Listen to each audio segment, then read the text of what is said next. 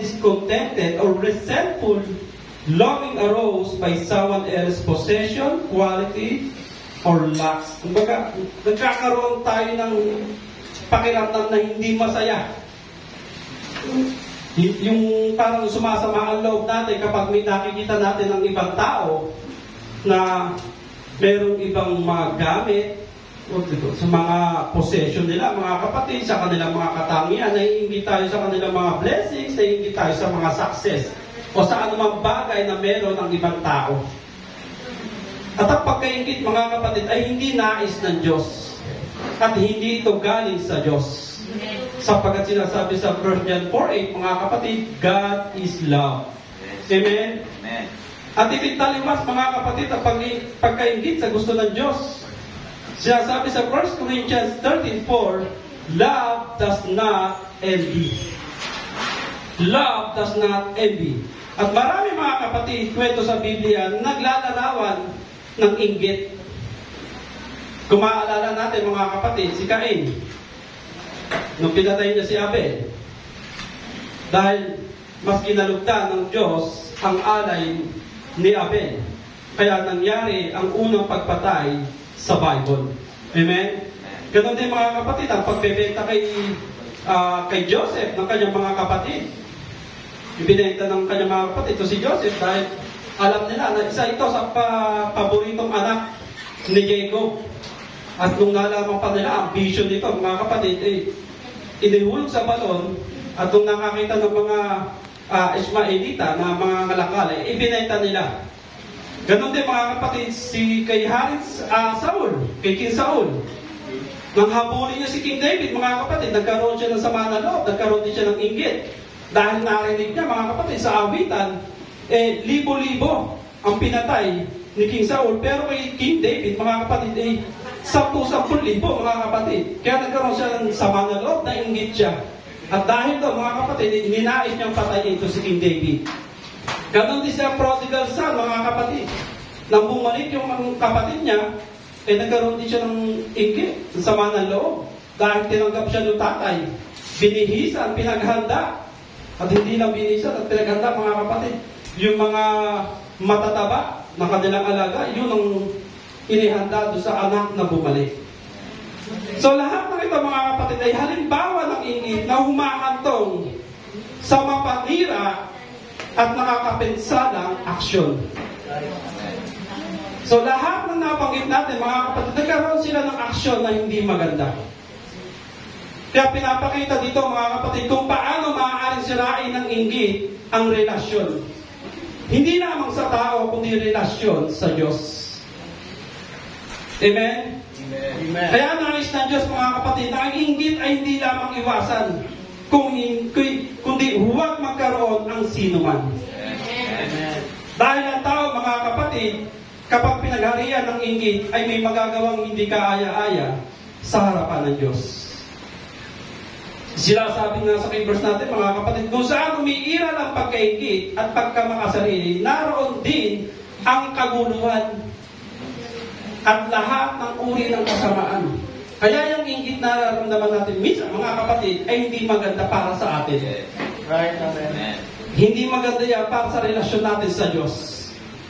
Kaya nagbabala si Paul, mga kapatid, tungkol sa mga nakakaramdam ng pagkaingit. Tulad ng sinabi niya sa mga Galatia, binabalaan ko kayo tulad ng ginawa ko na noon.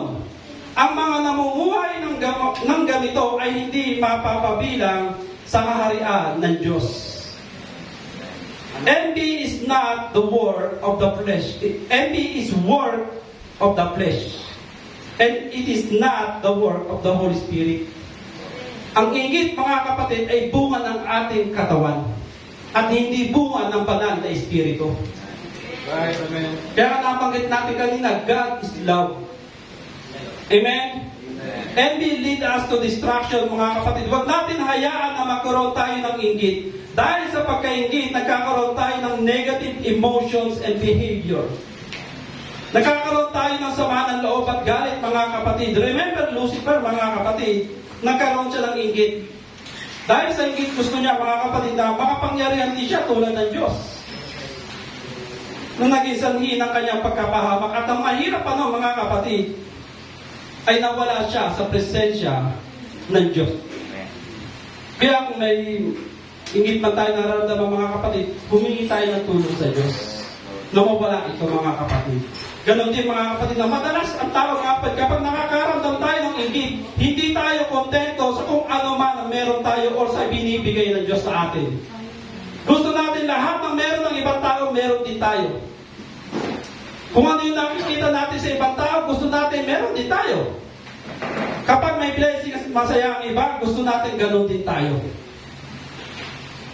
Naniniwala ako mga kapatid na ibinibigay ng Diyos ang lahat ng ating pangangailangan. Hindi lahat ng nakikita natin sa ibang tao kailangan natin. Hindi lahat ng nangyayari sa ibang tao dapat din natin maranasan. Hindi lahat ng meron sila magbibigay sa atin ng satisfaction mga kapatid. Hindi lahat ng meron ng ibang tao kasisiya din natin mga kapatid. Ang kaiba lang mga kapatid, hindi natin na-appreciate ang blessing ng Diyos sa buhay natin. Kung hindi tayo magpagpasalamat mga kapatid sa maliit na bagay, ay hindi talaga natin mararamdaman ang blessings ng Panginoon. Ang Panginoon ay hindi nagtatanggi mga kapatid. Amen? We are equal in the eyes of God. Kung may blessings sila mga kapatid, may blessings din tayo. Kung mahal sila ng Diyos, mga kapatid, mahal din tayo ng Diyos. Kung mabuti ang Diyos sa kanila, mabuti din ang Diyos sa atin.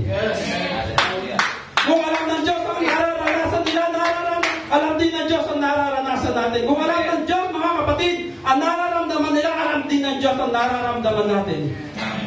Kung alam ng Diyos, mga kapatid, na nahihirapan sila, alam din ng Diyos na nahihirapan tayo, mga kapatid. Kaya nga sinasabi, mga kapatid, alam ng Diyos, mga kapatid, kung sino ang tumatawag ng mga anak niya. He hears the prayer of our righteous. Right.